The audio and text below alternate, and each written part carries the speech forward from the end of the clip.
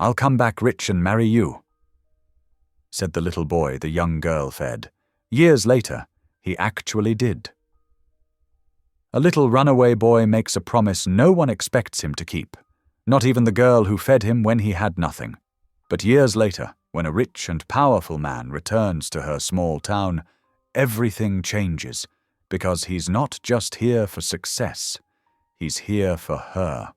What no one knows is that the town she's fighting to protect is seconds away from being destroyed by a ruthless plan, and the man who once depended on her kindness is now the only one who can save everything she loves.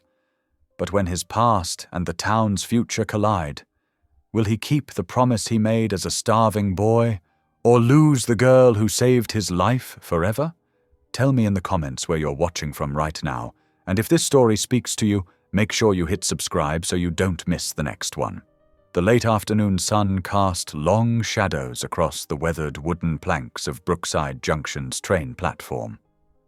12-year-old Rosie Barlow sat with her back straight against a peeling white post, her neatly packed lunchbox placed carefully beside her. The familiar sounds of train whistles echoed in the distance as she waited for her mother, who always finished her shift at the general store just after the school day ended. Rosie smoothed her plain cotton dress, carefully arranging the fabric over her knees the way her mother had taught her. The warm breeze carried the scent of coal smoke and summer dust, ruffling the ribbon holding back her dark curls. She hummed softly to herself, watching the way the sunlight danced through the gaps between the platform boards. That's when she noticed him, a small, shadowy figure darting between the station's support beams. At first glance, he looked like a living smudge, his face and clothes so covered in grime that he nearly blended into the shadows. But as he crept closer, Rosie could make out more details. He couldn't have been more than 10 years old, with sharp, hungry eyes that kept darting between her face and her lunchbox. His clothes hung in tatters on his thin frame, and his bare feet made no sound as he inched forward. Everything about him reminded Rosie of a stray cat, wary, wild, and desperately hungry. She pretended not to notice him, keeping her eyes fixed on the distant tracks while her heart thumped with concern. The boy, Finn Callahan, though Rosie wouldn't learn his name until years later, moved with the careful precision of someone used to staying invisible. His fingers, dark with dirt and calloused despite his youth, reached tentatively toward her lunchbox. Just as his hand was about to close around it, Rosie turned to face him directly. Their eyes met. His were a startling blue, standing out against the dirt on his face like forget-me-nots growing through cracks in the pavement. For a moment, neither of them moved. Then, without breaking eye contact, Rosie reached into her lunchbox and pulled out her sandwich, still wrapped neatly in wax paper. "Here," she said softly, holding it out to him. "You can have it." Finn froze, his hand still outstretched, confusion clear on his face. He looked from the sandwich to her face, and back again, as if trying to spot the trick.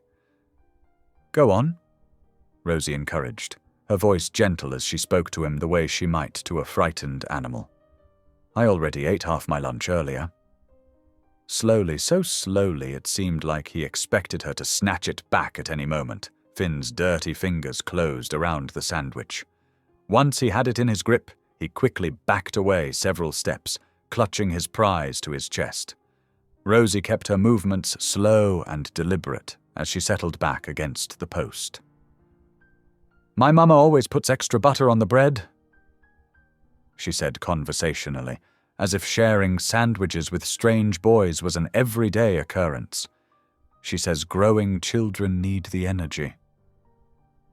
Finn had already torn into the sandwich, eating with the desperate speed of someone who didn't know when their next meal would come. Crumbs clung to his lips as he devoured it in huge bites.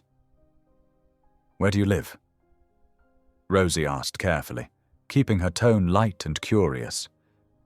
Finn's chewing slowed, and his eyes darted toward the maze of railroad tracks spreading out behind the station. He swallowed hard but didn't answer.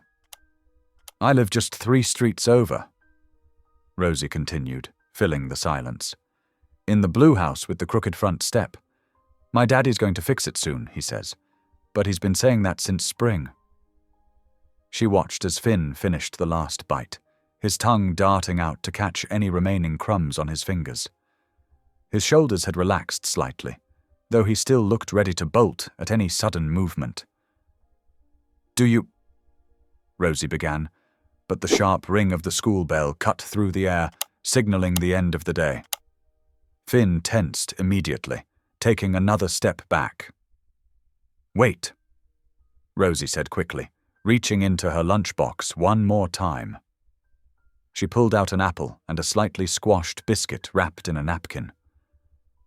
"For later," she explained, holding them out to him.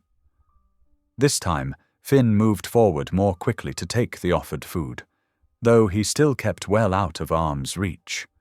His fingers closed around the items, and for just a moment, Rosie caught a glimpse of something other than wariness in his eyes. Gratitude, mixed with a deep, aching wonder. The sound of voices and footsteps grew louder as children began spilling out of the schoolhouse. Rosie spotted her mother's familiar figure walking briskly from the direction of the general store, her work apron still tied around her waist. "I have to go now," Rosie said, gathering her lunchbox and standing up. She brushed off her dress and gave Finn one last smile. "I hope you enjoy the apple." As she walked away with her mother, who greeted her with a warm hug and questions about her day, Rosie resisted the urge to look back. But Finn stood rooted to her, his spot on the platform, watching her disappear down the dusty street. His fingers still clutched the apple and biscuit, and his mind struggled to process what had just happened. No one had ever just given him food before. No one had ever smiled at him like that, talked to him like he was worth talking to. He looked down at the napkin-wrapped biscuit in his hand, then back up at Rosie's retreating figure. The simple act of kindness had cracked something open inside his chest, something he hadn't even known was there to crack. The platform gradually emptied as parents collected their children and workers headed home for the evening. Finn remained, holding his gifted food like precious treasure, watching until Rosie and her mother turned the corner and disappeared from sight. The warm afternoon light painted everything gold, and for the first time in longer than he could remember, Finn felt something that might have been hope. The morning sun cast long shadows across Brookside Junction's rail yard as Finn crouched behind a stack of wooden crates. His stomach growled, reminding him it had been nearly a day since he'd eaten anything substantial. The memory of yesterday's sandwich, with its thick slices of bread and generous butter, made his mouth water. He peered around the corner of the crates, watching the platform where Rosie had sat. Would she come back? The kindness she'd shown him seemed almost like a dream now in the harsh light of morning. His experiences had taught him that good things rarely lasted, yet something kept him rooted to that spot, hoping. The morning crawled by. Finn dozed fitfully in the warm sun, startling awake at every passing train whistle. When the afternoon school bell rang, his heart began to race. He pressed himself further behind the crates, making sure he was well hidden while maintaining a clear view of the platform. Minutes ticked by, until finally he spotted her familiar blue dress. Rosie settled onto the same spot as yesterday, her lunchbox beside her. But this time, she also carried something else, a small bundle wrapped in checked cloth. Finn watched as she carefully arranged herself, noting how she seemed to be looking around expectantly. She was looking for him, he realized with a jolt of surprise. After several minutes of internal debate, Finn emerged from his hiding spot. He approached cautiously, ready to run at the first sign of trouble, but Rosie's face simply lit up with a warm smile when she saw him. "I was hoping you'd come back," she said softly, untying the cloth bundle. Mama always packs too much food anyway. Inside the bundle were 2 thick sandwiches, an apple, and what looked like a slice of yesterday's cornbread. Finn's eyes widened at the sight of so much food. "Here," Rosie said, holding out half the bundle. "I wrapped it up special so you could save some for later if you want." Finn's hands trembled slightly as he accepted the food. "Thank you," he whispered, his voice rough from disuse. This became their routine over the next week. Each afternoon, Rosie would arrive with her regular lunch and extra food, wrapped carefully in cloth. Finn would emerge from whatever hiding spot he'd chosen that day, and they would sit together on the platform, Rosie chattering about her day at school while Finn listened quietly, savoring every bite of food. She never pushed him to talk about himself, but sometimes little details would slip out, like how he preferred the empty boxcars near the back of the rail yard because they stayed drier when it rained, or how he'd learned to tell which trains were passing through just by the sound of their whistles. "Don't you have a home to go to?" Rosie asked once, her voice gentle with concern. Finn had just shaken his head, focusing intently on the apple he was eating. Rosie hadn't asked about family again after that. On the 7th day, dark clouds rolled in during the afternoon, bringing with them the first drops of what promised to be a heavy rain. Rosie waited under the platform's small overhang, her extra bundle of food clutched protectively against her chest to keep it dry. When Finn appeared, his clothes were already damp from the drizzle. Rosie quickly handed him the bundle, which he tucked inside his threadbare jacket. "Rosie!" Her mother's voice carried from the road, barely audible over the growing storm. "Hurry now, before it really starts coming down!" For the first time since they'd begun their daily meetings, Finn spoke without being spoken to first. "Thank you," he said softly, his eyes meeting Rosie's for a brief moment. Then he turned and disappeared into the gathering gloom, leaving Rosie to rush to her mother's side. The rain began in earnest as Finn made his way through the rail yard, carefully picking his path between puddles and slick rails. Thunder rolled overhead, the sound echoing off empty boxcars and steel containers. He clutched Rosie's food bundle tightly under his jacket, protecting it from the rain as he searched for shelter. His usual sleeping spot in the back boxcar wouldn't do tonight. It had developed a leak in the roof during the last storm. He needed to find somewhere dry. The rain was coming down harder now, running in rivulets down his face and soaking through his thin clothes. Another crack of thunder shook the air as Finn ducked under a loading dock, temporarily escaping the downpour. He carefully unwrapped the bundle Rosie had given him, making sure not to get the food wet. Inside was a sandwich, 2 biscuits, and an apple, enough to keep his hunger at bay through the stormy night ahead. Lightning flashed across the sky, illuminating the rail yard in stark white for a brief moment. Finn huddled closer to the wall, pulling his knees up to his chest. The food bundle rested safely in his lap as he watched the rain pour down, turning the world into a grey curtain of water. Thunder rolled again, but this time, wrapped in Rosie's simple kindness, it didn't seem quite so threatening. The late afternoon sun cast long shadows across the train platform as Rosie sat alone, her extra lunch bundle untouched beside her. For the 2nd day in a row, Finn hadn't appeared at their usual meeting spot. She twisted the edge of her dress nervously, scanning the rail yard for any sign of movement. Something felt wrong. Finn had never missed their daily meetings before, not even during the big storm. The thought of him going hungry made her stomach twist into knots. "Where are you?" she whispered to herself, standing up. She knew she shouldn't leave the platform. Her mother would be arriving soon to pick her up. But the worry gnawing at her chest wouldn't let her sit still any longer. Gathering her courage, Rosie picked up her food bundle and walked toward the back of the rail yard.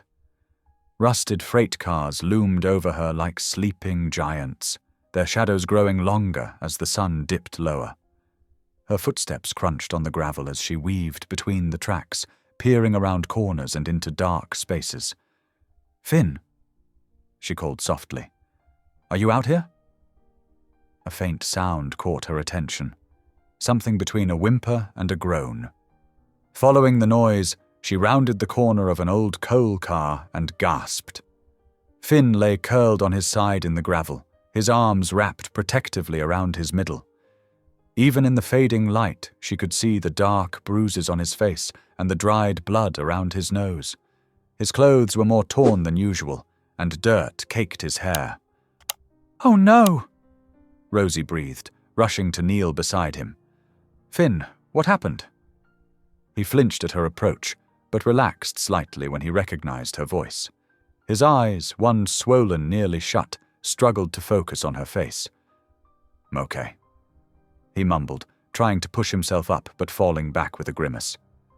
"You're not okay," Rosie said firmly. She opened her school bag and pulled out her notebook, tearing several pages into careful strips. "Who did this to you?" Finn stayed quiet, but his good eye darted nervously toward the main yard. Rosie understood. She'd heard stories about older boys who preyed on the railroad kids, stealing what little they had. Dipping one of the paper strips in a puddle of clean rainwater, she gently began dabbing at the dried blood on his forehead. Finn went completely still under her touch, as if no one had ever tended to his wounds before. "You don't deserve this," Rosie said softly, cleaning another cut near his temple. "Nobody deserves to be hurt like this." Finn's breath hitched, and she realized he was trembling. Not from pain or cold, but from something deeper. The simple act of being cared for seemed to shake him to his core. "Here, let me help you sit up," Rosie offered, carefully supporting his shoulders. She could feel how thin he was through his ragged shirt as she helped him lean against the coal car's wheel. "Rosie!" A panicked voice called from the direction of the platform. "Rosie, where are you?" "That's Mama," Rosie said, quickly pressing the food bundle into Finn's hands. "She sounds worried. I have to go, but please eat something. You need to keep up your strength." As she stood to leave, Finn's hand caught the edge of her dress. "Wait," he whispered, his voice hoarse. I want to pay you back someday, for everything." Rosie smiled gently. "Just get better, okay? That's all I want." She hurried back through the rail yard, finding her mother near frantic with worry on the platform. "Where have you been? I've been calling and calling." "I'm sorry, Mama," Rosie said, letting herself be pulled into a tight hug. "I thought I saw something interesting and wandered off. It won't happen again." That night, rain drummed against the roof of Rosie's house as she lay in bed, unable to sleep. The storm had rolled in quickly after sunset, bringing heavy winds and sheets of rain. She thought of Finn, hoping he'd found somewhere dry to wait out the weather. Miles away, in the rail yard, Finn huddled under a torn tarp he'd scrounged from behind the maintenance shed. Every movement sent sparks of pain through his bruised body, but he'd managed to eat half the food Rosie had brought him. The rest he'd carefully wrapped and hidden away for tomorrow. Lightning flashed overhead, followed by a deep rumble of thunder. Finn pulled the tarp tighter around his shoulders, wincing as it pressed against his injuries. In the darkness, he whispered Rosie's words to himself over and over. "You don't deserve this." The words felt foreign in his mouth, like a language he'd never learned to speak. But something about them took root in his heart, a tiny seed of determination beginning to grow. Maybe she was right. Maybe he did deserve better than this.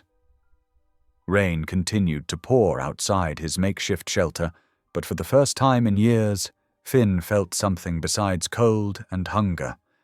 He felt hope, small and fragile as a sparrow's egg, but hope nonetheless. The tarp flapped in the wind as another flash of lightning illuminated the rail yard. Finn lay awake, holding on to that seed of hope, letting Rosie's words echo in his mind until they began to feel like truth. The morning sun cast long shadows across the railroad platform as Rosie walked to her usual spot after school. Her heart skipped when she saw Finn already waiting there, partially hidden behind a stack of crates. Something was different about him today. He stood straighter despite his bruises, and his eyes held an intensity she hadn't seen before. "You're early," Rosie said softly, setting down her school bag.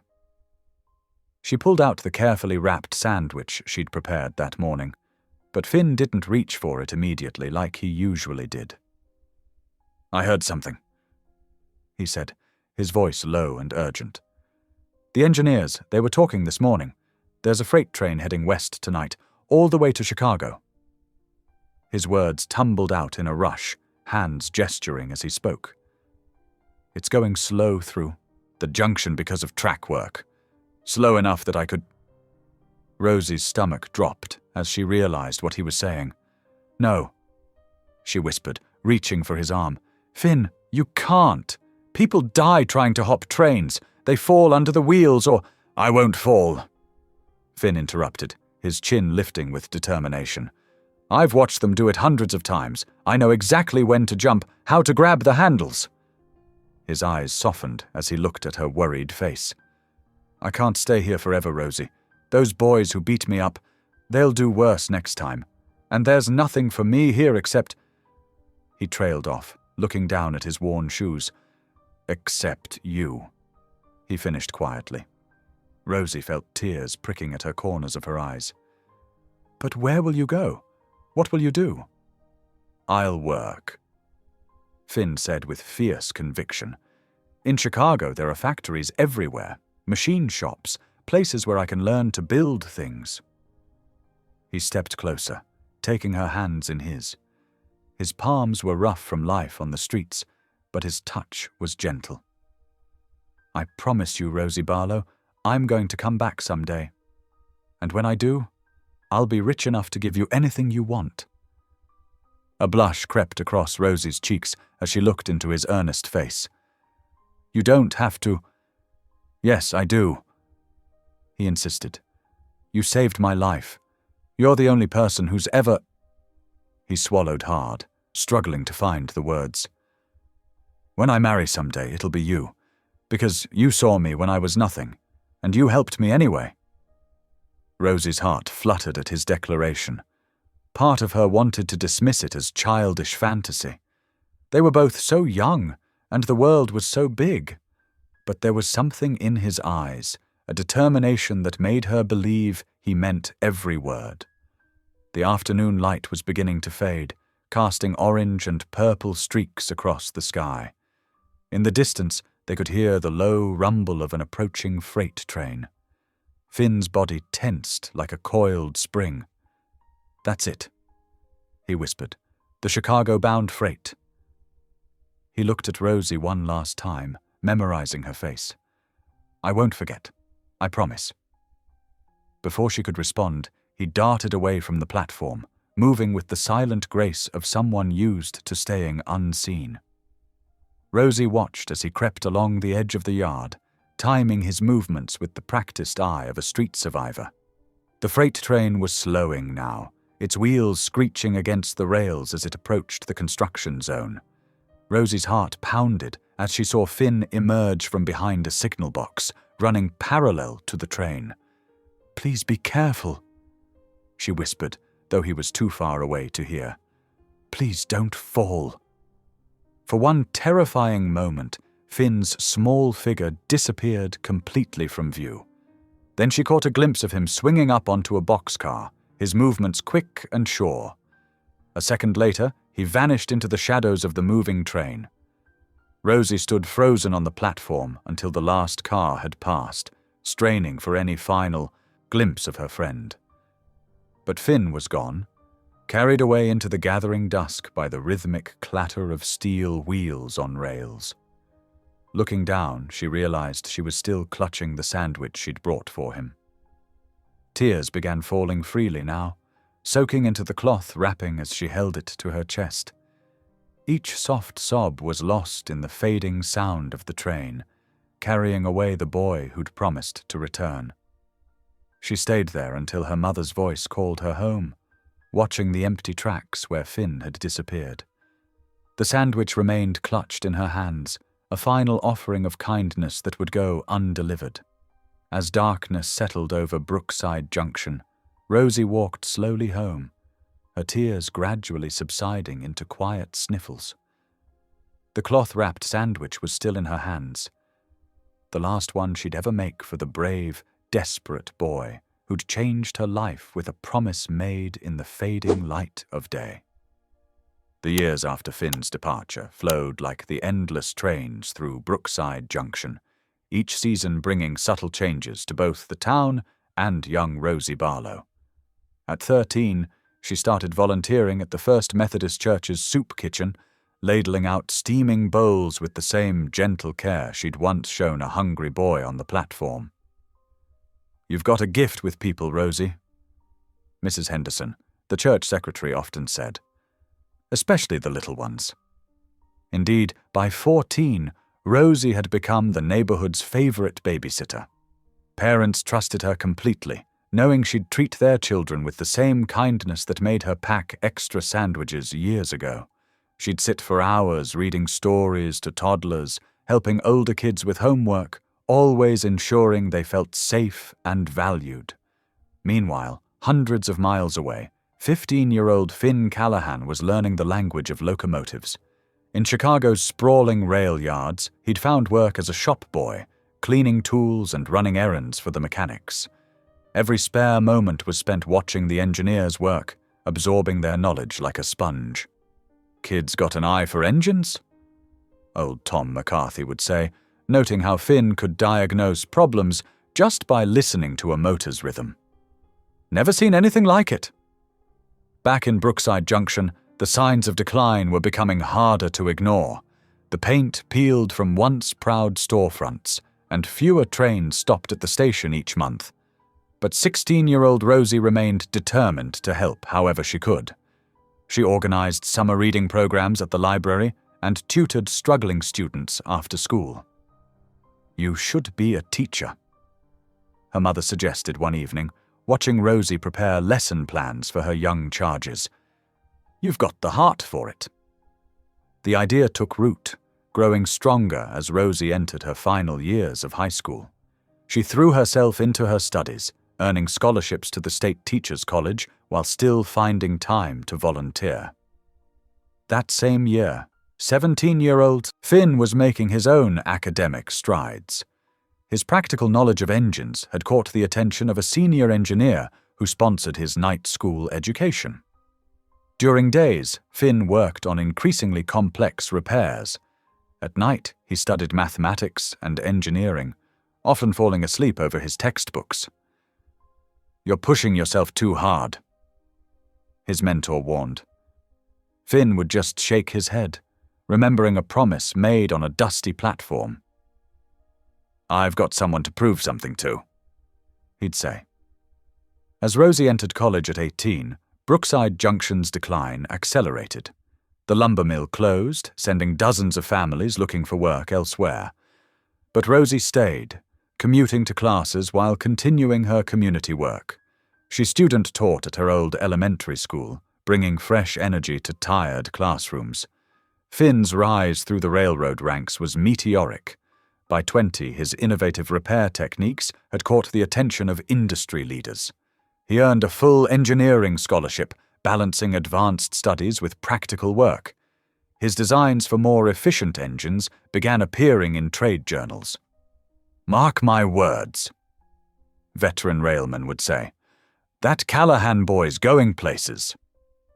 At 23, Rosie accepted her first teaching position at Brookside Elementary.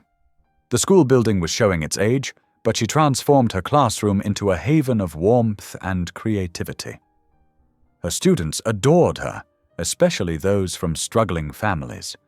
She always kept extra snacks in her desk, remembering how a simple sandwich could change a life. By 25, Finn had earned the nickname the Captain of the Rails for his uncanny ability to solve complex engineering problems.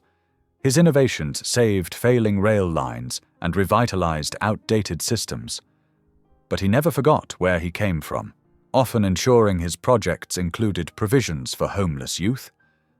The years continued their steady march.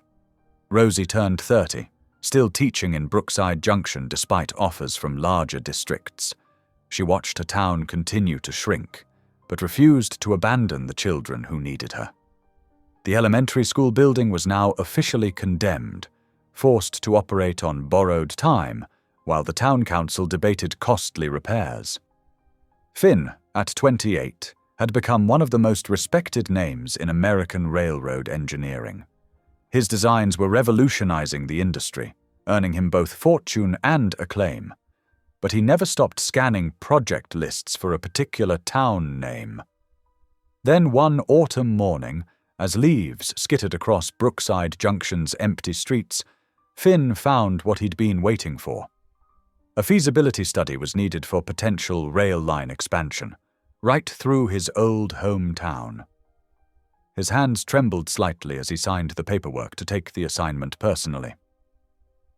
"The town's practically dead," his colleague Paul Latimer warned. "Waste of time." But Finn just smiled, remembering a promise made long ago. He packed, his briefcase with blueprints and proposals, knowing that after all these years, he was finally heading back to the platform where his life had changed, back to the girl who'd seen worth in a starving child. The morning sun caught the silver threading in his expensive suit as he boarded the train to Brookside Junction. In his pocket was a newspaper clipping about a dedicated local teacher fighting to save her condemned school, a woman named Rosie Barlow. The rental car's tires crunched over scattered gravel as Finn Callahan guided the vehicle through Brookside Junction's silent streets. Dawn painted the sky in gentle strokes of pink and gold, casting long shadows across the town he'd left behind so many years ago. The steering wheel felt cool beneath his fingers as he drove slowly, taking in every detail of his former home. The company-issued SUV seemed almost offensive in its newness, gleaming between buildings weathered by decades of neglect. Finn's throat tightened as he passed the old general store, its windows now boarded over with plywood. The faded lettering still read Morton's Goods, though Mr. Morton had likely been gone for years. "My God," he whispered, pulling to the curb near what had once been the town square. The bronze statue of the town's founder stood tarnished and forgotten, surrounded by weeds pushing through cracked concrete. Empty storefronts lined the square like hollow eyes, their display windows dusty and dark. Finn stepped out of the car, his polished dress shoes clicking against the sidewalk. The morning air carried the same crisp sweetness he remembered, tinged with the ever-present hint of coal dust that seemed embedded in the town's very foundations. A few early risers hurried past, heads down, shoulders hunched against the morning chill. No one gave him a second glance, just another suit passing through their dying town. He walked slowly, memories flooding back with each step. The old ice cream parlor where he'd pressed his face against the window, watching other children enjoy treats he couldn't afford. The alley where he'd hidden from older boys who saw homeless kids as easy targets. Each landmark held a story, most of them painful, but one place drew him like a magnetic pull. The trestle bridge loomed ahead, its steel framework reaching across the ravine like ancient bones against the brightening sky. Finn's footsteps echoed as he walked onto the pedestrian pathway that ran alongside the tracks. Halfway across he stopped, placing his hand on the cold metal railing. "I made it," he said softly to his younger self, the frightened boy who'd stood in this exact spot and sworn to return triumphant. The bridge had been his escape route, the path to his future. Now it stood as a testament to both his promise kept and the town's steady decay. Below, the creek still flowed, its waters reflecting the morning light. Finn loosened his tie slightly, allowing himself a moment to just breathe it all in. Had achieved everything he'd dreamed of that day: wealth, respect, success. But standing here now, seeing how far Brookside Junction had fallen, those achievements felt hollow. A bell rang in the distance, pulling him from his reverie. School would be starting soon. Finn checked his watch. His first official meeting wasn't until afternoon. There was time. The elementary school building stood like a wounded soldier, its red brick facade marred by patches of crumbling mortar. Yellow caution tape blocked off one entrance, and temporary supports braced a section of wall that appeared to be separating from the foundation. Yet somehow, impossibly, the sound of children's laughter spilled from the open windows. Finn slipped inside through the main entrance, nodding to a drowsy security guard who barely glanced up from his newspaper. The hallways were exactly as he remembered. The same worn linoleum floors, the same cork bulletin boards covered in creative projects, the same smell of chalk dust and floor wax. He followed the sound of young voices until he reached a classroom near the end of the hall. The door stood open, and he pressed himself against the wall beside it, heart thundering in his chest as he peered inside. And there she was. Rosie stood at the front of the classroom, her hair swept back in a neat bun, gesturing animatedly as she led her students through a lesson. She'd grown into her features beautifully, the round-faced girl now a striking woman whose every movement spoke of quiet confidence and genuine warmth. "Now, who can tell me what happens when we multiply by 0? She asked, and a forest of eager hands shot up. Finn watched, transfixed, as she guided her students through the problem with patience and humor. When one boy struggled with the concept, she knelt beside his desk, speaking softly until understanding dawned on his face. The same kindness that had once saved a starving child now nurtured a whole new generation. A sudden wave of emotion forced Finn to step back from the doorway. He retreated silently down the hall, not trusting himself to maintain composure if she happened to look up and recognize him. The time wasn't right. He needed to approach this carefully, professionally. There would be questions about why he'd returned, about his true intentions. The day passed in a blur of preliminary surveys and phone calls. As evening settled over Brookside Junction, Finn checked into the Railside Motel, its neon sign flickering weakly against the darkening sky.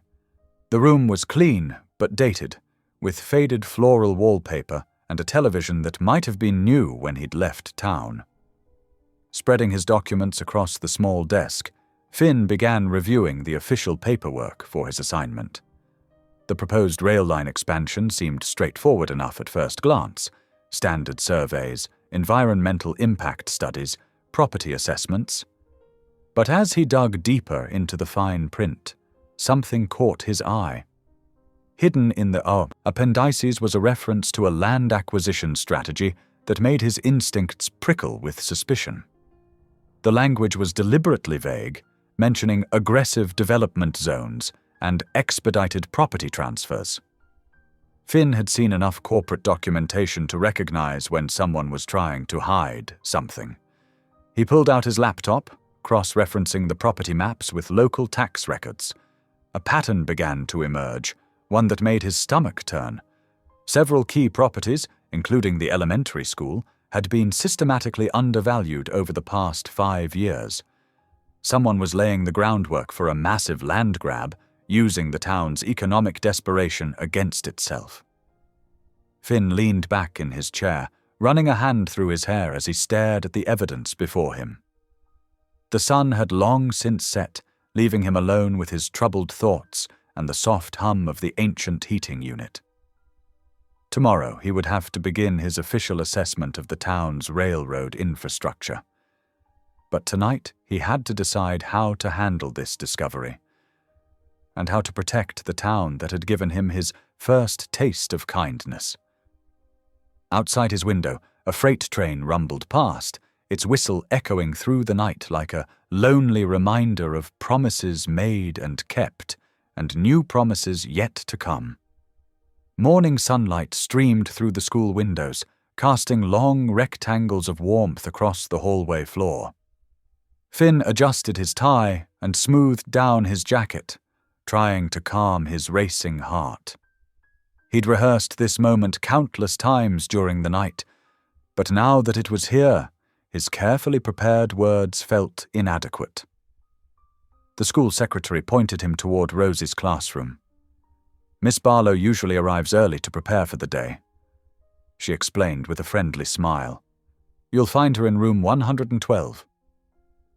Finn walked down the corridor, his polished shoes clicking against the linoleum. Through the open door, he could see Rosie writing the day's schedule on the chalkboard, her movements precise and purposeful. He knocked softly on the doorframe. Miss Barlow, I'm Finn Callahan from the railroad company. His voice came out steadier than he expected. I'm serving as community liaison for the upcoming infrastructure assessment. Rosie turned, greeting him with a professional smile that showed no hint of recognition. Of course, Mr. Callahan. The principal mentioned we'd be having a railroad representative visit. She set down her chalk and wiped her hands on a cloth. How can I help you? The moment struck him like a physical blow. She truly didn't remember him. But why would she? To her, he'd been just one of countless children she'd shown kindness to over the years.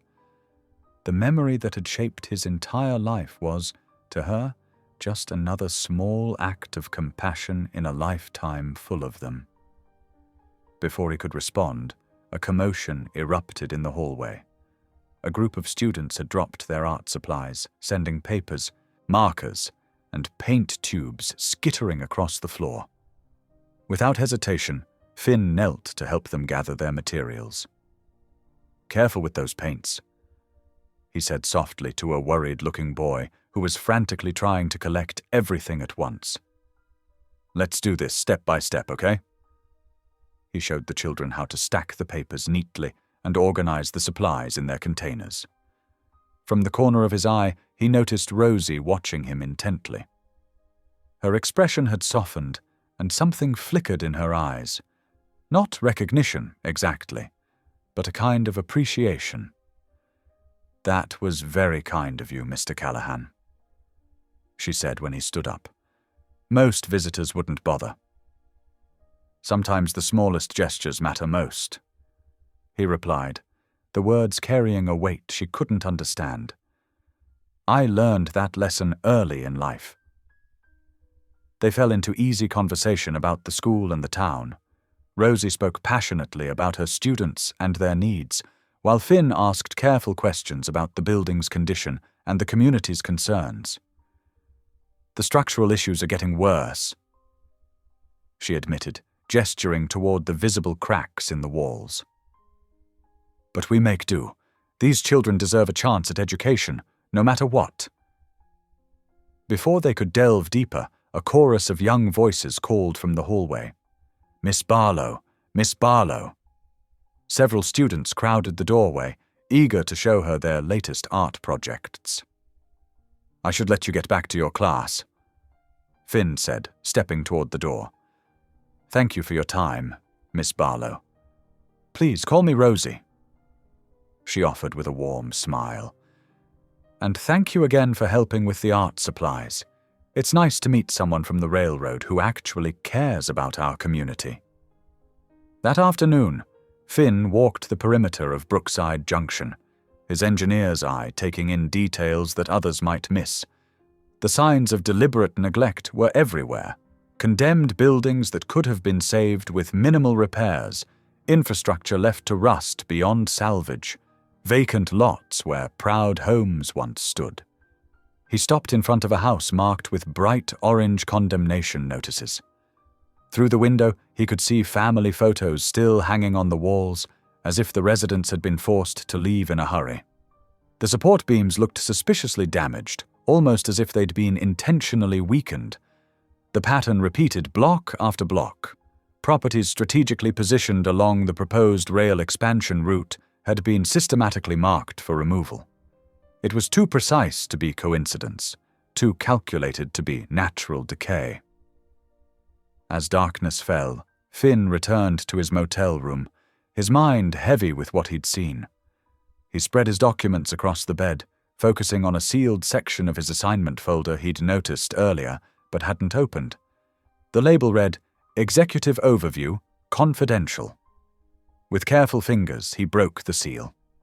Inside, he found detailed timelines and internal memos that made his blood run cold.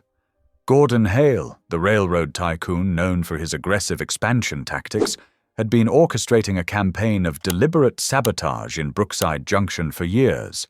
Property assessments had been manipulated, building inspectors had been bribed, maintenance requests had been systematically denied, all to drive down property values and force residents out, making way for Hale's grand vision of a modernized rail hub. One memo particularly stood out, a handwritten note from Hale himself. Ensure the school closure by end of quarter. Structural issues to be emphasized. No repairs authorized. Finn sat back, his hands shaking slightly as he processed the implications. The same school where Rosie now taught, where she poured her heart into giving children a chance at a better future, was next on Hale's list for destruction.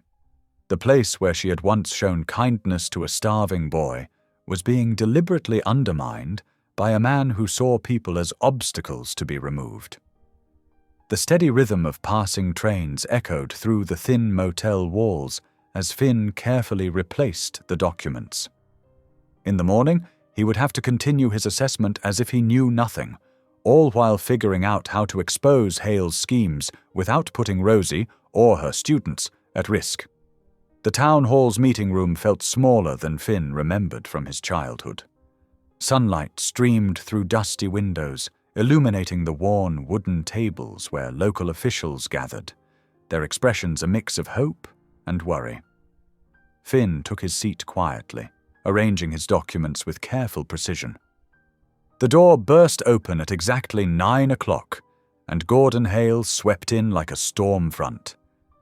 His silver hair caught the morning light, and his tailored suit made everyone else's clothing look shabby by comparison.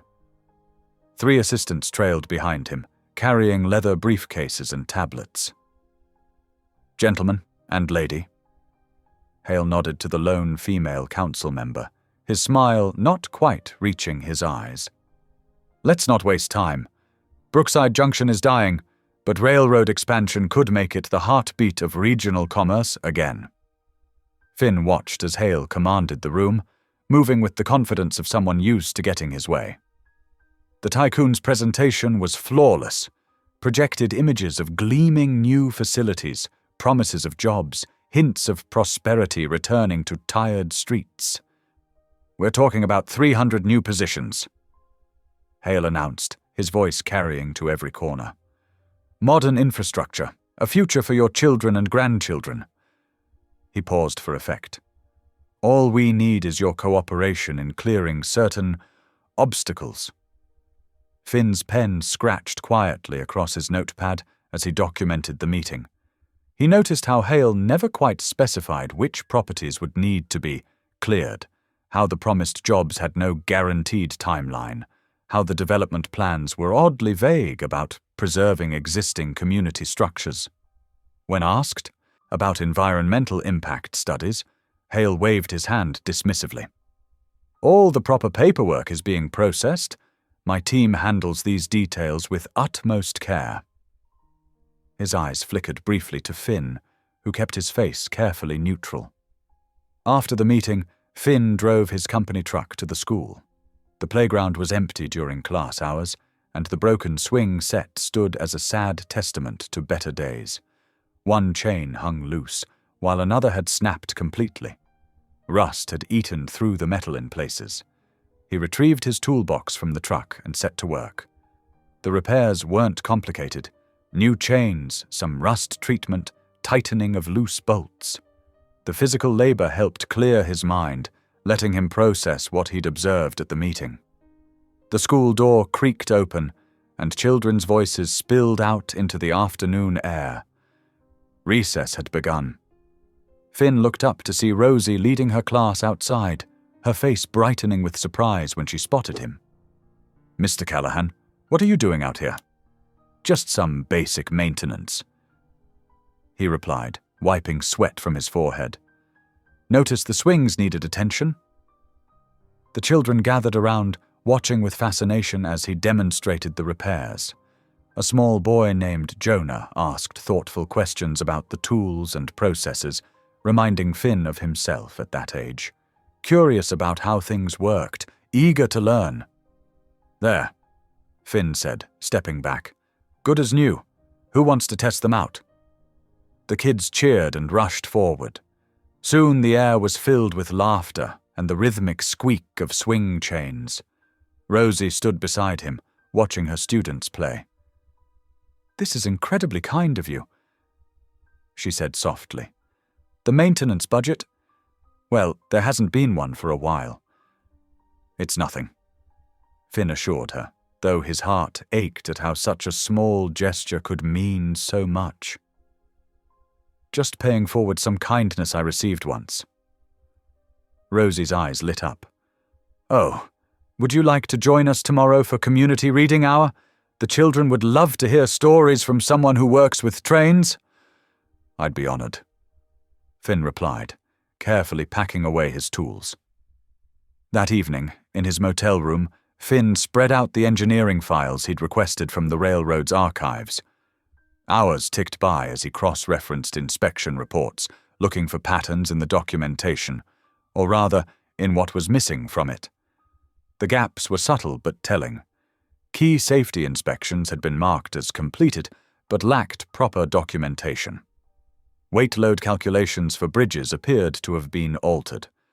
Most disturbing were the notations about potential stress points along existing track sections, points that coincided perfectly with properties Hale wanted to acquire. Finn's hands trembled slightly as he connected the dots. The accidents waiting to happen weren't random at all. They were carefully planned pressure points, designed to force evacuations and property seizures under the guise of public safety.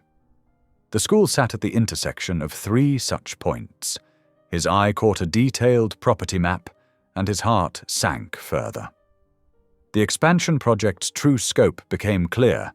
It wasn't just about adding new track. The plan would effectively cut off access to the school, making it impossible for most students to attend safely. The building itself would be sandwiched between heavy freight lines, exposed to noise and vibration that would make teaching impossible. Finn stared at the documents spread across his bed, the weight of realization settling heavily on his shoulders. Hale wasn't just planning to push Rosie and her students off their land.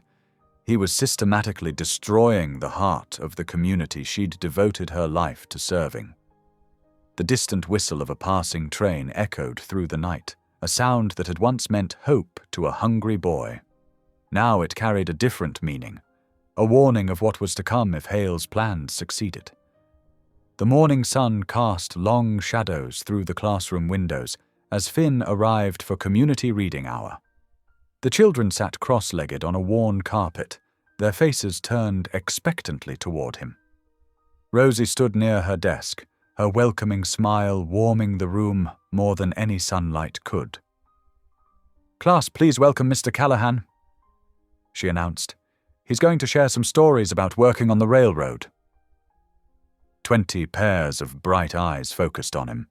Finn settled into the reading chair, trying to remember the last time he'd had such an attentive audience. "Has anyone ever heard a train whistle late at night?"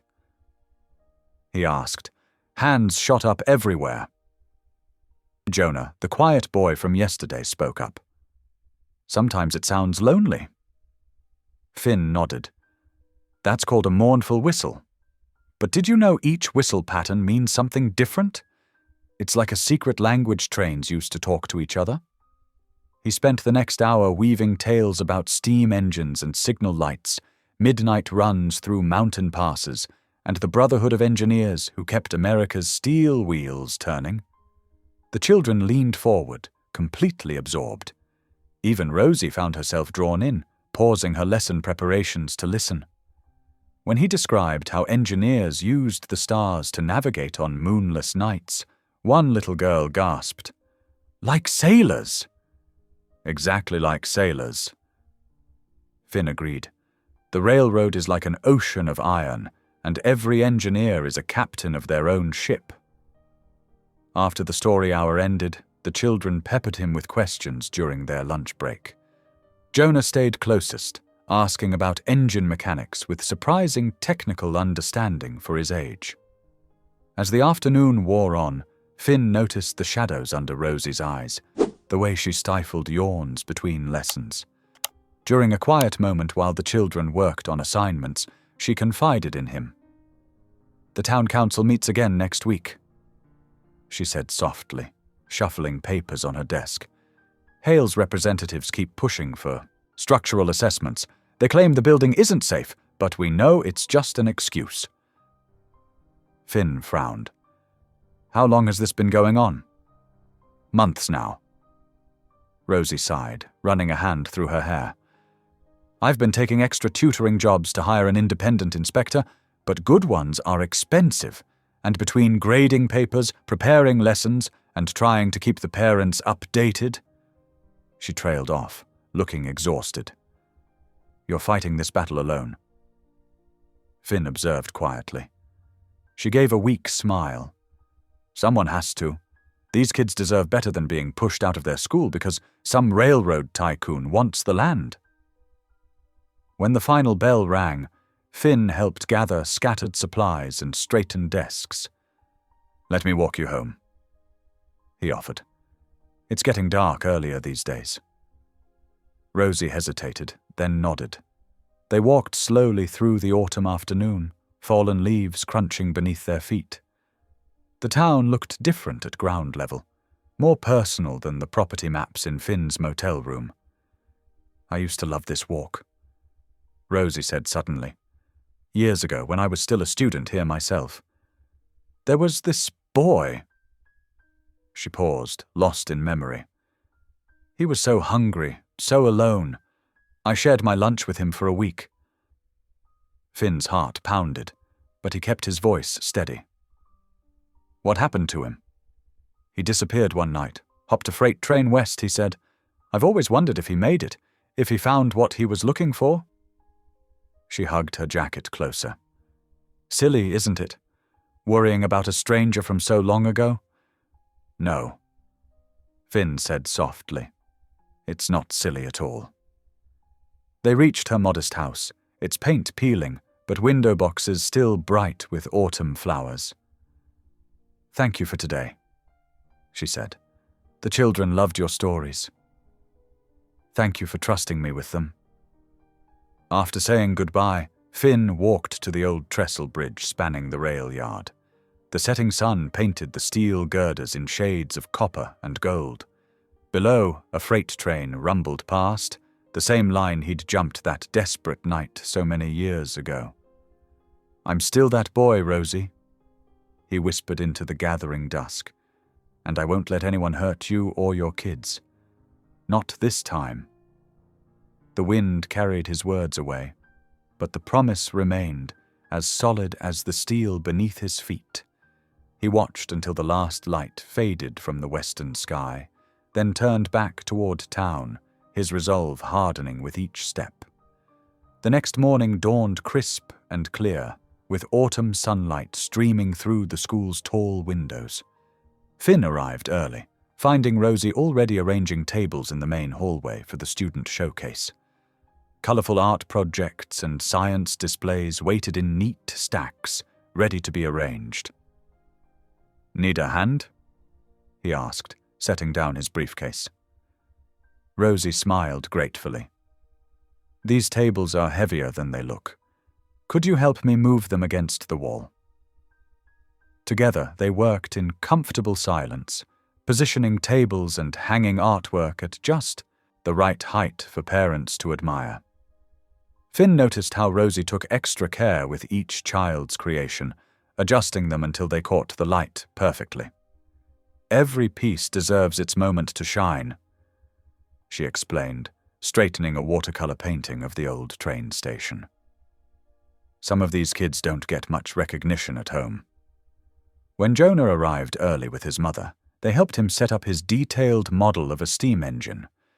Finn marveled at the boy's attention to detail, every valve and piston carefully crafted from household items. "You've got a real engineer's eye," Finn told him. Jonah beamed at the praise. As the morning progressed, more students filtered in with their families. The hallway hummed with excited chatter as children proudly showed off their work. Finn found himself drawn into conversations with parents, answering questions about trains and transportation history. When lunchtime approached, Rosie pulled sandwiches from her bag. "I always pack extra these days," she said, offering one to Finn. "Old habit, I suppose." They sat together on a bench in the quiet courtyard. Before taking a bite, Finn automatically folded his hands and bowed his head, a quick, almost unconscious gesture of gratitude. Rosie froze, her own sandwich halfway to her mouth. That movement, those work-roughened hands clasped in exactly that way, triggered a cascade of memories. She'd seen it hundreds of times, watching a hungry boy bless the food she shared. She studied his face with new intensity. The set of his jaw, the arch of his eyebrows, the way his eyes crinkled at the corners when he smiled. How had she not seen it before? The scrappy child was there in every line of the man's face. "Finn," she whispered. "Little Finn." He met her gaze steadily, no longer hiding. "Hello, Rosie." She set down her sandwich with trembling hands. "All this time. You've been here all week, and I didn't—" "I wanted to tell you," he said softly. "Every time I saw you, the words were right there. But I was afraid." "Afraid? Of what?" "That you wouldn't remember. Or worse, that you'd be disappointed in what became of that boy you helped." Tears welled in Rosie's eyes. "Disappointed? Finn, look at you. You survived. You thrived. How could I be anything but proud?" She reached out hesitantly, touching his cheek as if to make sure he was real. "I worried about you for so long. That night you left. Do you know how scared I was? A 10-year-old boy alone on a freight train. I'm sorry," he said, covering her hand with his own. "I should have said goodbye properly. But if I'd seen you cry, I might have lost my nerve. And I had to go. Had to make something of myself, to be worthy of coming back." "You were always worthy," she insisted. "That's what I tried to tell you back then." They sat in emotional silence, years of unspoken words hanging between them. Finally, Rosie asked, "Why didn't you say something when you first came back?" "I needed to understand what was happening here first. The corruption, the pressure on the school, it's worse than anyone realizes. And when I saw how much you'd given to this place, these children—" He shook his head. "I couldn't just walk in and disrupt your life without a plan to help." The afternoon passed in a blur of stolen conversations between showcase activities. As families began heading home, Finn and Rosie found moments to share their stories. His years of study and determination, her choice to return to teach in their struggling hometown. "I never married," she admitted as they cleaned up. "Everyone said I was crazy to stay here, but these kids needed someone to believe in them. Just like you did." "I never married either," Finn said quietly. "How could I? I made a promise to a girl with a lunchbox." Rosie blushed, remembering his childhood declaration. "We were just kids then." "Maybe, but that promise kept me going through some dark times." As evening settled over the town, they walked together through streets painted golden by the setting sun. Their steps slowed, neither wanting the day to end. Near the corner where they usually parted, Finn stopped. "Rosie," he said, turning to face her, "I need you to know something. What Hale's planning, it's not just about the school. He's deliberately destroying this town to force people out. I have proof, but confronting him will be dangerous." "Then don't," she pleaded. "We'll find another way. There isn't one, but this time I'm not running away. I'm staying to fight." The streetlights flickered on, casting soft halos in the gathering dusk. Rosie looked up at him, seeing both the determined boy she'd known and the strong man he'd become. "I should have done this 20 years ago." Finn murmured, then leaned down and kissed her gently. It was a kiss built on decades of hope and memory, sweet with the flavor of long-delayed dreams. When they finally parted, Rosie's eyes shone with tears. "I will stop him," Finn promised. "Whatever it takes, I'll protect what you've built here." He squeezed her hand once more, then turned and walked away. Rosie watched his figure recede under the line of streetlights, her heart torn between soaring joy at finding him again and growing fear of what his fight against Hale might cost them both. The autumn wind whispered through dying leaves, carrying echoes of an old promise finally fulfilled, and the threat of battles yet to come. The morning sun barely touched the weathered buildings of Brookside Junction as Finn gathered his evidence into a worn leather briefcase. His fingers lingered on the photographs and documents, proof of deliberately weakened support beams, falsified safety reports, and manipulated land assessments. Each piece told a story of calculated destruction. The town hall's meeting room filled slowly with council members and concerned citizens. Rosie slipped in quietly, taking a seat near the back. Their eyes met briefly, sharing a warm glance that carried the echo of last night's kiss. Gordon Hale arrived last, commanding attention in his tailored suit. He nodded to various council members with practiced familiarity, his silver hair catching the light from dusty windows. "Ladies and gentlemen," Council President Martha Whitaker began, "we're here to discuss serious allegations regarding the railroad expansion project. Mr. Callahan, you have the floor." Finn stood, his voice steady despite his racing heart. "Thank you. Over the past week, I've uncovered evidence of intentional sabotage within our community." He began laying out photographs on the council table. These support beams in the warehouse district, deliberately compromised. These safety inspection reports, falsified to create artificial hazard zones. Murmurs rippled through the room as Finn continued, pointing out specific instances of tampering and manipulation. The goal appears to be forcing property values down to enable mass acquisition at reduced prices. Before the whispers could grow, Hale raised his hand with a sad smile. "If I may respond." At the council president's nod, he stood smoothly. "It pains me to address these accusations, especially from someone I once considered promising. But Mr. Callahan's imagination has unfortunately been colored by professional disappointment." Hale produced a thick folder. Last month, Mr. Callahan was passed over for the position of regional director. His immediate supervisor noted increasing signs of instability and paranoid behavior. He began distributing documents bearing what appeared to be Finn's signature, including, I'm afraid, his own approval of the very demolition plans he now protests. Finn's blood ran cold as he examined the forged signature. It was masterfully done, close enough to fool anyone who didn't know to look for subtle differences in pressure points and line endings. "That's not my signature," he stated firmly, but Hale continued as if he hadn't spoken. "We've invested millions in revitalization plans for Brookside Junction. Why would we sabotage our own project?" Hale's voice carried just the right note of reasonable confusion. "Unless someone else had motivation to discredit the company." Rosie stood suddenly. "I've known Finn since we were children. He would never fabricate evidence or act out of spite." Hale turned to her with manufactured sympathy. "Ah, yes, Miss Barlow. Your personal connection to Mr. Callahan is well known. It must be difficult maintaining objectivity when emotions are involved." The subtle emphasis he placed on personal connection made several council members shift uncomfortably. Hale continued, his tone carefully measured.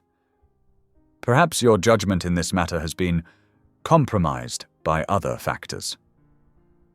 The racial undertone was slight but unmistakable. Rosie's cheeks flushed as she felt judgmental glances from some of the older council members. "This isn't about me," she said firmly. "It's about protecting our community from corporate greed." "Protecting?" Hale raised an eyebrow. "Or preserving decay out of misplaced sentimentality.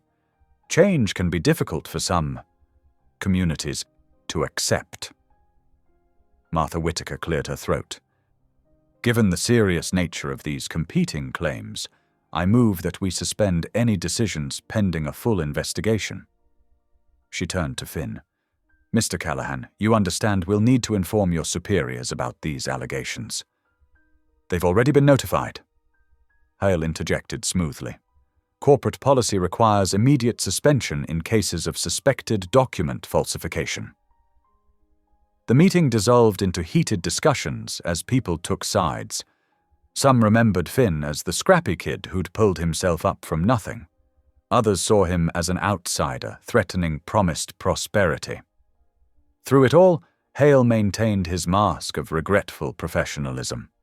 By late afternoon, Finn's corporate access had been revoked. He stood in the school parking lot as classes dismissed, waiting for Rosie. When she emerged, her face showed the strain of the day. "I need time," she said softly before he could speak. "This is all happening so fast.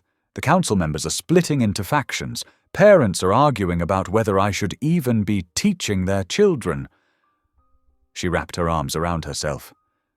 "I just need space to think." Finn wanted to reach for her, to promise everything would be all right, but he held back. "I understand," he said instead. "But please know, every word I said was true." "I know," she whispered. "That's what makes this so hard." She turned away quickly, but not before he saw tears in her eyes. The motel room felt especially empty that night. Finn spread the forged documents across the bed, studying Hale's handiwork. The man hadn't just attacked his credibility. He'd laid groundwork to destroy both professional and personal relationships. The message was clear. Back off, or lose everything. Finn stared at his own signature, perfectly forged on papers that would condemn Rosie's school to destruction. The lamplight cast harsh shadows across the damning evidence, while outside, autumn wind rattled his window with the promise of coming storms. Dawn crept over Brookside Junction with a heavy grey mist that matched the mood hanging over the town. Finn stood at his motel window, watching early workers trudge past with heads down and shoulders hunched. The morning paper's headline screamed about railroad safety concerns near school, making his stomach clench. At the school, empty spaces dotted the classroom where familiar faces should have been. Rosie tried to maintain her usual warm smile, but it didn't quite reach her eyes as she counted only 15 students present out of her normal 23. She deliberately avoided looking toward the hallway where Finn usually stood. "Miss Barlow?" Little Sarah Jenkins raised her hand. "My mama says there might be a big accident with the trains. Is that true?" Rosie's hands trembled slightly as she arranged books on her desk. "The railroad has always been part of our town, Sarah. We just need to be careful and smart, like always." "But Tommy's dad says, let's focus on our reading lesson." Rosie interrupted gently, unable to bear another repetition of Hale's carefully planted fears. Outside the school windows, Finn watched from a distance, his heart aching at the sight of empty swings where children should have been playing. He'd fixed that swing set with his own hands just days ago. Now parents hurried past with their children, some crossing to the other side of the street to avoid the school grounds entirely. By midday, Main Street showed signs of surrender. Going out of business signs appeared in windows that had displayed proud family names for generations. The hardware store owner, Mr. Peterson, was boarding up his display window when Finn walked past. "Shame about all this," Mr. Peterson said, hammering another nail. "My grandfather opened this store in 1928, survived the Depression, 2 world wars, and 40 years of changing times." He paused, wiping his brow. "But can't fight the railroad. They're offering half what the building's worth, but what choice do we have?" Finn helped him lift the next board. "You could fight back. Join others who... like you did?" Mr. Peterson shook his head sadly. "Look where that got you, son. Sometimes you just have to know when you're beat." The afternoon sun cast long shadows as Finn finally gathered his courage to visit the school again. Classes were dismissing, and he caught glimpses of Rosie through the windows, straightening desks and gathering papers with mechanical movements that spoke of bone-deep weariness. She looked up when he knocked softly on the doorframe. For a moment her face softened with something like longing before she caught herself and stepped back. "Finn, She wrapped her arms around herself, a defensive gesture that broke his heart. "I can't do this right now." "Just let me explain." "Explain what?" Her voice cracked slightly. "How you'll prove Hale forged those documents, how you'll convince the council to believe you over him, how you'll stop parents from pulling their children out of my class because they're terrified of train derailments." Finn stepped forward, but she held up a hand to stop him. "These children are my responsibility, Finn. Their safety, their education, their futures. I can't risk all that on uncertain claims and gut feelings, no matter how much I want to believe you." "Rosie, please. I need clarity," she said firmly, though tears shimmered in her eyes. "And right now, you're making everything cloudy. I can't think straight when you're near. I can't separate what my heart wants from what my head knows is right." The silence stretched between them, heavy with unspoken words and might-have-beens. Finally, Finn nodded once and turned away. "I understand," he said softly. "I'm sorry I brought this trouble to your door." He walked slowly through the emptying streets as dusk settled over the town. His feet carried him automatically to the trestle bridge, the place where his childhood dreams had taken root. The metal rails hummed faintly with distant vibrations, a sound that had once meant hope and possibility. Now it seemed to mock him with memories of promises he couldn't keep.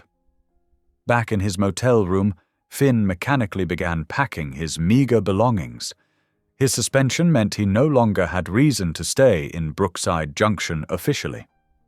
Unofficially, he was only causing more pain to the person he'd wanted most to protect. Better to leave now, before Hale could use his presence to hurt Rosie further. He folded his clothes carefully, trying not to think about the way Rosie's face had lit up when she first recognized him, or how her smile felt against his lips during their one precious kiss. The town could survive without him. It had before. Maybe Hale would be less aggressive if his main opponent disappeared. The knock on his door was so soft he almost missed it. When he opened it, he found himself looking down at Jonah, one of Rosie's quietest students. The boy's eyes were wide with urgency, and his hands clutched what appeared to be a torn and crumpled blueprint. "Mr. Callahan," Jonah whispered, glancing nervously over his shoulder at the empty parking lot. "I found something you need to see." Jonah's small hands trembled as he held out the crumpled paper. "I was collecting rocks behind the school. Miss Barlow lets us paint them for art projects," he explained quietly. "These men in suits were there with measuring tools. They dropped some papers when they left, but they only came back for most of them." Finn ushered the boy inside, checking the parking lot one last time before closing the door. Under the harsh motel lighting, he carefully smoothed the blueprint across the desk. The paper was dirty and torn, but the technical drawings were still clear enough to read. Where exactly did you find this, Jonah? Finn asked, his heart racing as he studied the detailed schematics. By the big oak tree, near where they marked the ground with orange paint. Jonah pointed to specific areas on the blueprint. Those X marks are where they were measuring. I heard them talking about weight and speed, but I didn't understand most of it. Finn's hands grew cold as he traced the rail lines on the document. The calculations in the margins told a horrifying story. Precise measurements for track stress points, load-bearing limits, and speed variations. But it was the handwritten notes that made his blood run cold. Maximum impact at 45 miles per hour and optimal timing early morning commuter service. This isn't a construction plan, Finn muttered, more to himself than to Jonah. It's a sabotage blueprint. They're planning to weaken the tracks just enough to... He couldn't finish the sentence with the boy present. Looking at Jonah's worried face, Finn made a quick decision. Thank you for bringing this to me. You did exactly the right thing. Now I need you to go straight home. It's not safe to be out this late. But I want to help. You already have, Finn assured him, grabbing his coat. More than you know. Please go home to your parents. And Jonah? The boy paused at the door. Don't tell anyone else what you found. It could be dangerous. After making sure Jonah headed safely toward the residential streets, Finn broke into a run. The night air was sharp and cold in his lungs as he sprinted through the sleeping town. Rosie's small house sat on a quiet street, lined with maple trees, their bare branches stretching like dark fingers against the starlit sky. He pounded on her door, not caring about the late hour. After what felt like hours but was probably only minutes, a light flickered on inside. Rosie appeared in the doorway, wrapped in a faded robe, her hair loose around her shoulders. Finn, what's wrong? The alarm in her voice grew as she saw his expression. What's happened? I need you to look at this. He spread the blueprint on her kitchen table, explaining quickly how Jonah had found it. As Rosie studied the technical drawings, her face grew pale. These measurements, she whispered. They're for our crossing, the one the morning train uses, the one my students... Her hand flew to her mouth as the full implications hit her. Hale isn't just trying to force people out through legal pressure, Finn said grimly. He's planning to stage an accident. Create enough panic that everyone demands immediate evacuation. The property values would plummet, and he'd buy everything for a fraction of its worth. Rosie sank into a chair, her earlier doubts forgotten in the face of such calculated evil. All those children who take the early bus, they cross those tracks every morning. She looked up at Finn, tears spilling down her cheeks. I'm so sorry I didn't believe you. I was so scared of losing the school that I couldn't see. Hey. Finn knelt beside her chair, taking her trembling hands in his. You were protecting your students. That's what you do. But right now, we need to protect them in a different way. Rosie squeezed his hands and stood up with determination. I'll call Reverend Matthews. He's on the town council, and he never trusted Hale. And Mary Chen at the diner. Her husband works the signal station at the crossing. Good thinking. We need people we can trust, and we need them fast. Finn checked his watch. It's just past midnight. The morning train comes through at 5:45. The next few hours passed in a blur of quiet phone calls and hushed meetings. Reverend Matthews arrived first, then the Chens, followed by Mr. Peterson from the hardware store, and 2 retired rail workers who still had connections at the station. They gathered around Rosie's kitchen table, studying the blueprint and forming a plan. The track maintenance shed still has some emergency equipment, old Joe Murphy offered. I've got a key from my working days. Never turned it in. He gave a sly wink. We'll need lights, Mr. Chen added, and someone should alert the state troopers, but not until we have proof. If we cry wolf and find nothing, then Hale wins anyway. Finn finished. We have to catch them in the act. By 4:30 in the morning, their small resistance group headed toward the tracks. The stars were beginning to fade, but dawn was still a promise away. They moved quietly through the shadows, carrying flashlights and Mr. Peterson's toolboxes. Rosie walked close to Finn, their shoulders occasionally brushing. "Whatever happens," she whispered, "I'm glad you came back." Before Finn could respond, a distant whistle pierced the night. Everyone froze. "That can't be right," Mr. Chen said, checking his watch. "The morning train isn't due for another hour." But the sound grew louder, accompanied by the unmistakable rumble of an approaching locomotive, moving much faster than any train should on these tracks. Finn's mind raced as the train whistle pierced the night again, closer this time. He grabbed Rosie's hand and squeezed it once, before turning to address the small group of volunteers. "Listen up. We've got maybe 15 minutes before that train hits this section. We need to work fast and smart."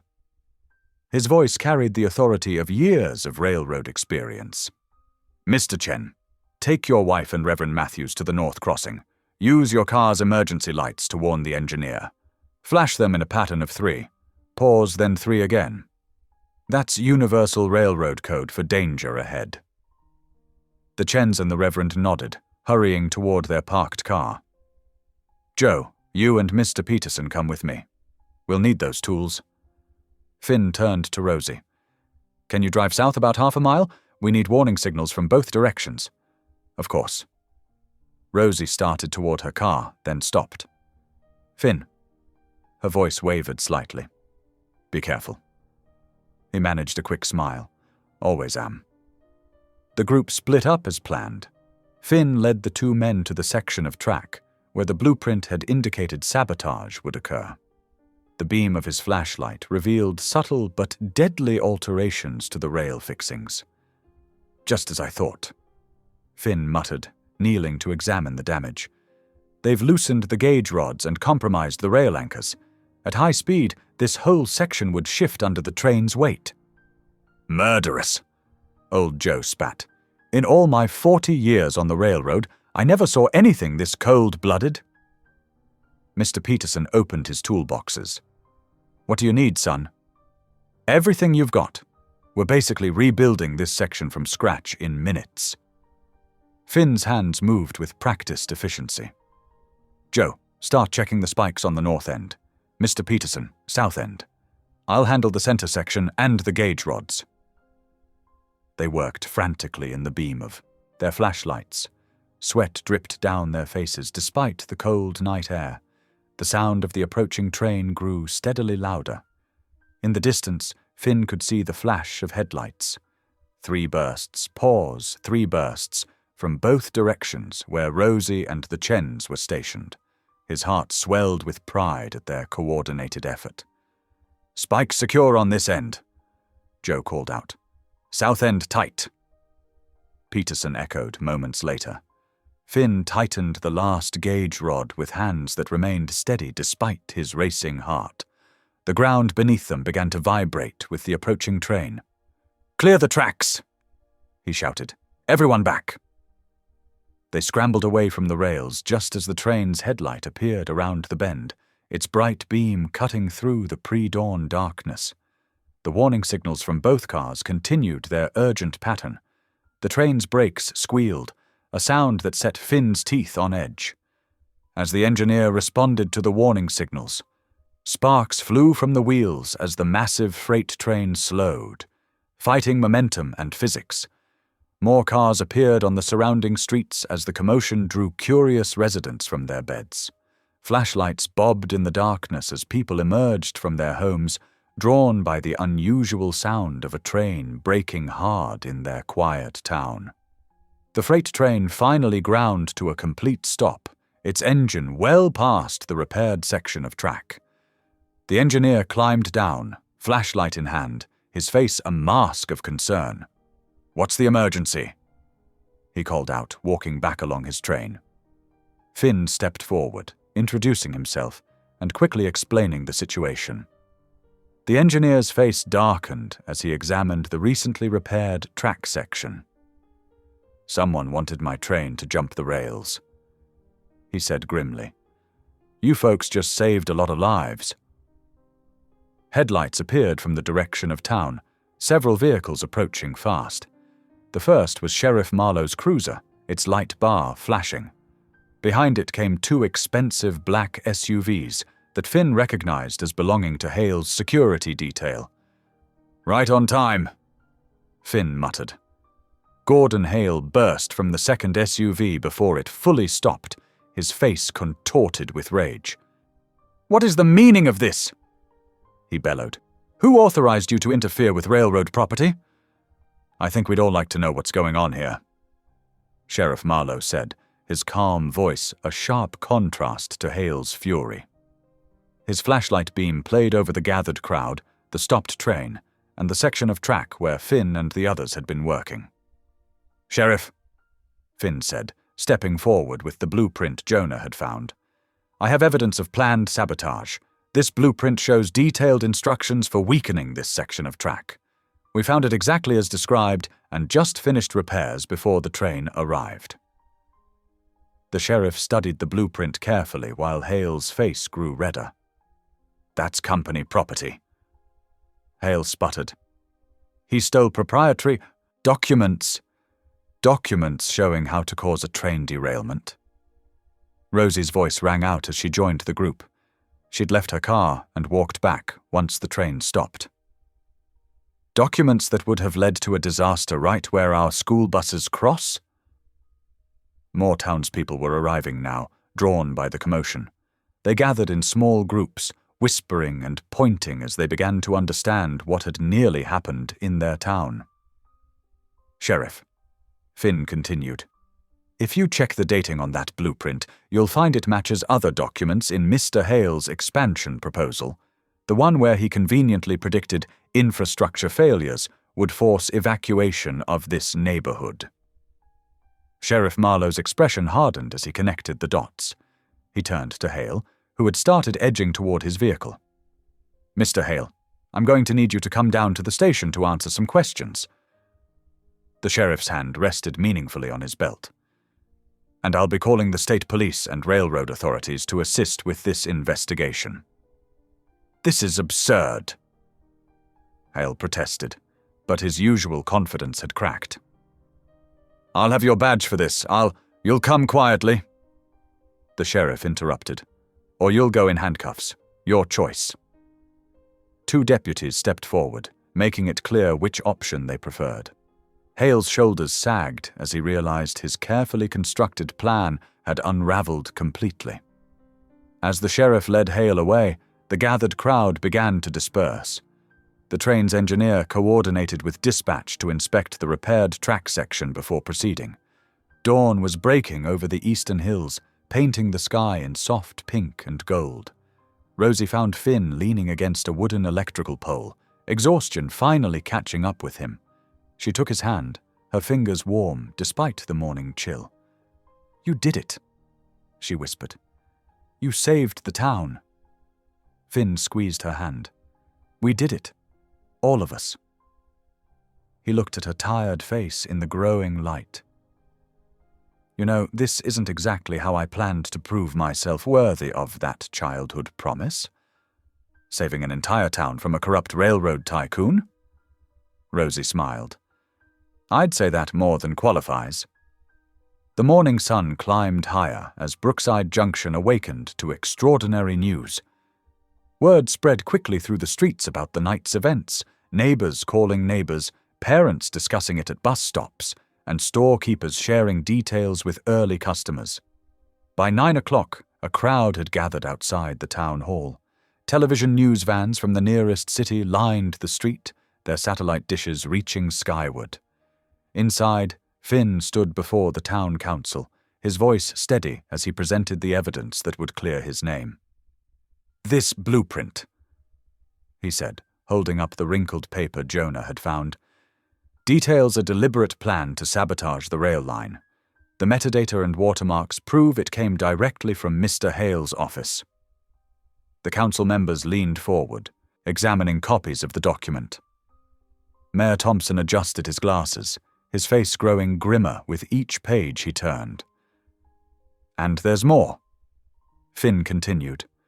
"3 former employees of Mr. Hale have come forward." On cue, Hale's former secretary entered the chamber, followed by 2 engineers who had worked under him. They took turns describing years of suspicious activities, forged documents, and threats that had kept them silent. "He made us falsify inspection reports," one engineer testified, his hands shaking slightly. "Said he'd make sure we never worked again if we didn't cooperate." Outside, the crowd grew larger. Rosie stood among her students, who watched through the hall's large windows. Jonah, the boy who had found the blueprint, held tight to her hand, pride shining in his eyes. By 11 o'clock, state police led Gordon Hale from the county jail to a waiting patrol car. His perfectly pressed suit looked rumpled now, his commanding presence diminished. As cameras flashed, he ducked his head and said nothing. Shortly after noon, a representative from the railroad company's corporate office arrived by helicopter. She met with the town council and emerged an hour later to make a statement to the waiting press. "The railroad completely disavows Mr. Hale's actions," she announced. "We are cooperating fully with authorities and wish to restore trust with this community." She turned to where Finn stood. "Mr. Callahan, the company would like to officially reinstate you to your position, with our sincere apologies." A cheer went up from the crowd, but Finn stepped forward, shaking his head. "I appreciate the offer," he said clearly, "but I must decline." Murmurs rippled through the gathering. Rosie felt her heart skip. Why would he turn down such an opportunity? Finn reached into his jacket and withdrew a thick envelope. "I'd like to share something with all of you," he said, his voice carrying across the square. "Last week, when I first discovered Hale's plans, I made a decision. I liquidated my savings and investments, everything I've earned over the years." He opened the envelope and pulled out a document. "This is the deed to the school property and surrounding 10 acres. I purchased it through a blind trust to prevent any corporate takeover attempts." Gasps arose from the crowd. Rosie's hand flew to her mouth, tears welling in her eyes. "This land now belongs to the Brookside Junction Education Trust." Finn continued. "It can never be sold or developed for any purpose other than education. The school and Miss Barlow's students will always have a home here." The crowd erupted in cheers and applause. Parents hugged their children, and several of Rosie's students jumped up and down with excitement. Through her tears, Rosie watched as Finn made his way through the crowd towards her. He stopped a few feet away, his eyes soft with emotion. 20 years ago, he said, his voice meant only for her now. A little girl shared her lunch with a starving boy. She showed him kindness when no one else would. She told him he deserved better. Understanding dawned on several faces in the crowd as they began to piece together the story. Rosie's students pressed closer, hanging on every word. That boy promised he'd come back rich enough to give her anything she wanted. Finn continued, his voice thick with emotion. He promised because she saved him, not just from hunger, but from believing he was nothing. Finn knelt before her, holding out the deed with trembling hands.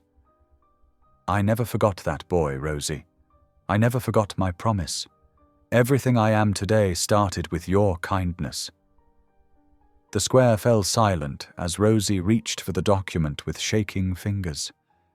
Tears streamed down her face as she looked at the proof of Finn's sacrifice. Every penny he'd earned, given to protect her dream of teaching and the futures of countless children. "You didn't have to do this," she whispered.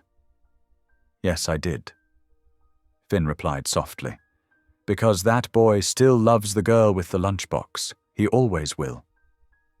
The morning sun streamed down on the gathered crowd, on the children watching with wide eyes, on the deed that represented both an end and a beginning, and on Finn, still kneeling, still offering everything he had to the woman who had once saved him with a simple act of kindness. Rosie's knees buckled, and she sank down beside Finn on the sun-warmed pavement of the town square. Her tears fell freely now as she wrapped her arms around him, pulling him close. The deed crinkled softly between them. "Oh, Finn," she whispered against his shoulder, her voice thick with emotion. "You didn't just come back rich. You came back good. So very good." The crowd around them had grown quiet, watching this intimate moment with misty eyes and tender smiles. Rosie's students huddled together, some wiping away their own tears, while others bounced excitedly on their toes. Finn pulled back slightly, reaching into his pocket. His hands trembled as he withdrew a small velvet box, worn around the edges as though he'd carried it for a long time. 20 years ago, he said, his voice carrying clearly across the hushed square. "I made 2 promises. One was to come back rich enough to give you anything you wanted." He opened the box, revealing a modest but beautiful ring with a single diamond catching the morning light. "The other was that if I ever married, it would be you, because you saved me when I was nothing." A collective gasp rose from the crowd. Jonah, standing closest to them, clutched his hands together in anticipation. "I came back rich," Finn continued, his eyes never leaving Rosie's face, "and I came back to marry you, Rosie Barlow. Will you have me?" "Yes," Rosie breathed, then louder, "Yes." She laughed through her tears as Finn slipped the ring onto her finger with shaking hands. The square erupted in cheers and applause. Rosie's students broke ranks and rushed forward, surrounding the couple with excited hugs and questions. Parents wiped away tears, and even the normally stoic town council members were seen dabbing at their eyes.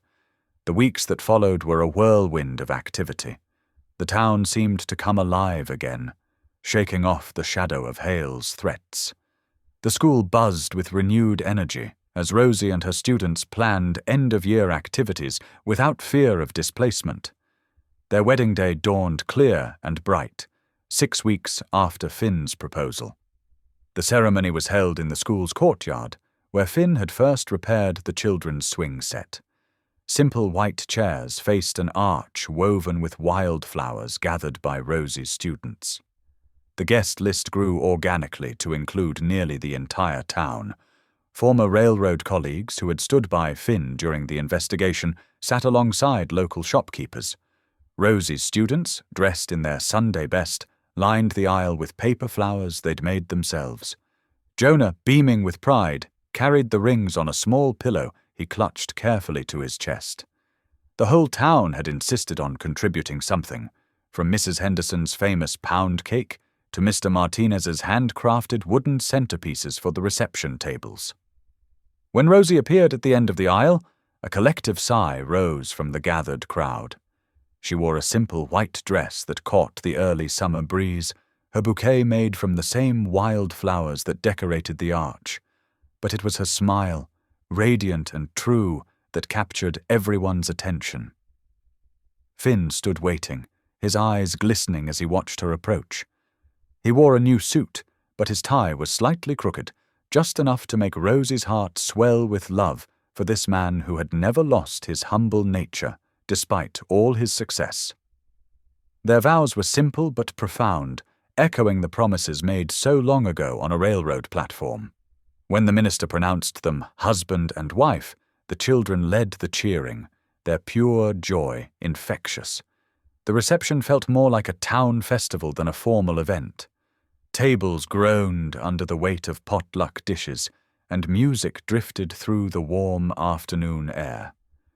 Stories were shared, from Rosie's current students to Finn's former colleagues, weaving together the tapestry of their separate journeys that had led them back to each other. As the sun began to set, Finn took Rosie's hand.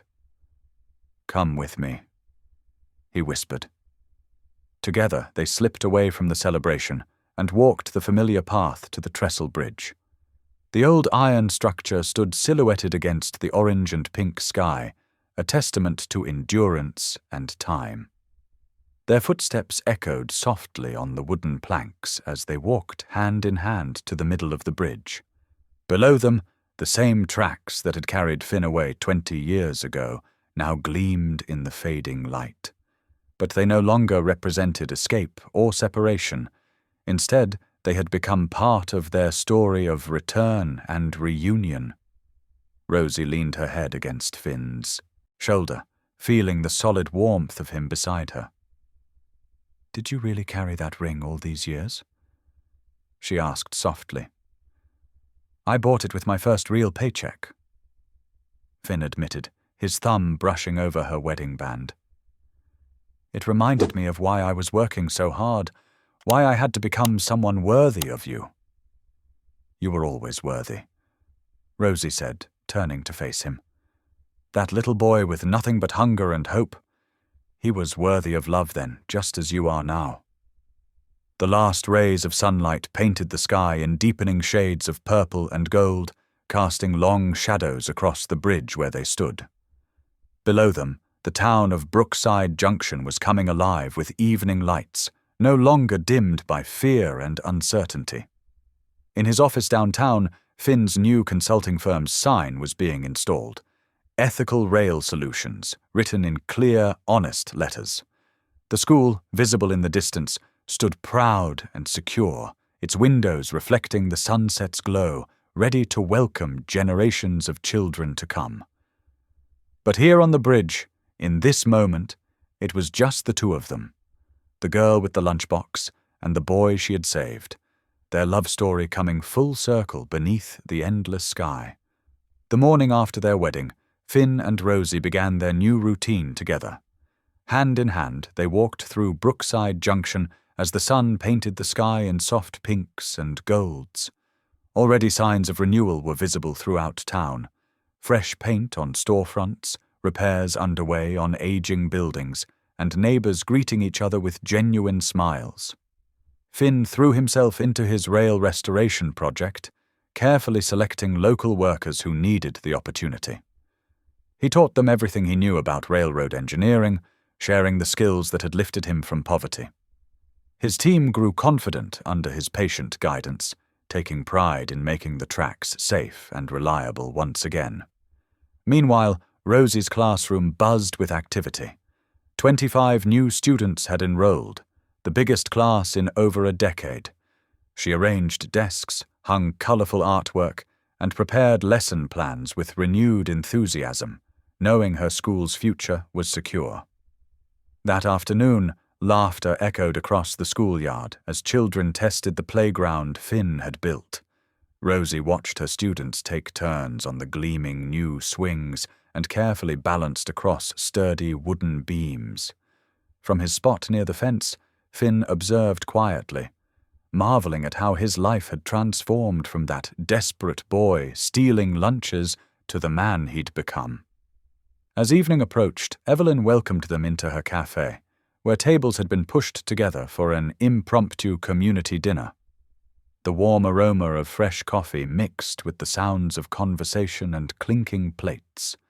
Elder townspeople shared stories of Brookside Junction's glory days, now seeing that spirit returning through Finn and Rosie's dedication.